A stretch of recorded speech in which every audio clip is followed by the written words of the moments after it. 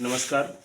आज हम बात करने वाले हैं इंटरमीडिएट में फास्फीन गैस की, जो कि बोर्ड परीक्षा के लिए अति महत्वपूर्ण गैस है।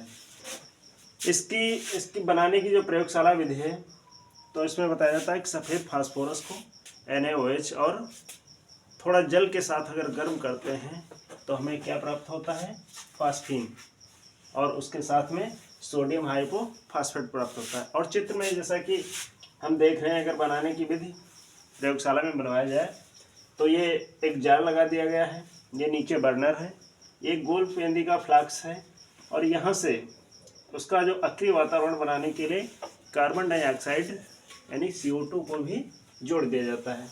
तो यहाँ से गैस आती हुई इस जार के द्वारा ये जो बुलबुले टाइप से निकल रहे हैं, ये हमारी PS3 गैस यानी फास्फीन गैस बाहर निकलती है। और यह गैस जो होती है अति विषैली गैस होती है, जिसको सूंघने पर, अभी प्रयोग उसमें भौतिक गुण में हम जानेंगे कि इसे सूंघने पर सिर में दर्द होने लगता है।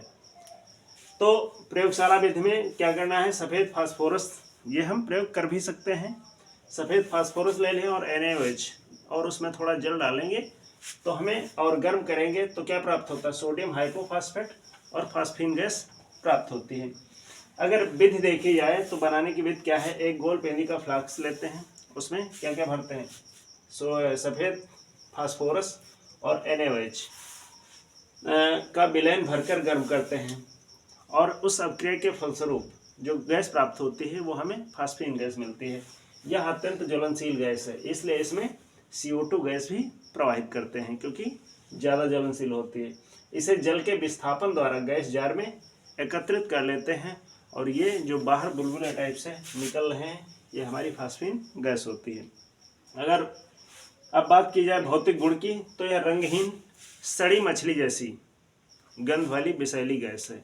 जैसी सड़ी मछली होती है उसकी गंध जैसी होती है, सेम इसी टाइप से उसकी गंध होती है। इसे सूंघने पर सिर में दर्द होने लगता है, और यह जल में अल्प विलेय है।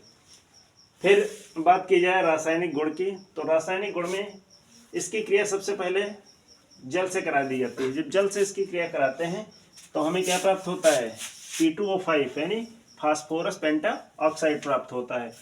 तो यहाँ पे 2 अणु हम PS3 के ले लेते हैं यानी फास्फीन के, और 6 अणु यहाँ जल के लिए गए हैं, और इनको साथ में मिलाकर गर्म कर दिया गया, तो फास्फोरस पेंटा ऑक्साइड और हाइड्रोजन गैस बाहर हो जाती है। दूसरा रासायनिक गुण इसका देखें तो इसकी क्रिया अब दोबारा किससे कराते हैं, CuSO4 यानी कॉपर सल्फेट से। जब कराते हैं तो क्या प्राप्त होता है, क्यूप्रिक फास्फाइड तथा H2SO4 को जानते हैं क्या है, सल्फ्यूरिक अम्ल है, और ये क्यूप्रिक ऑक्साइड है।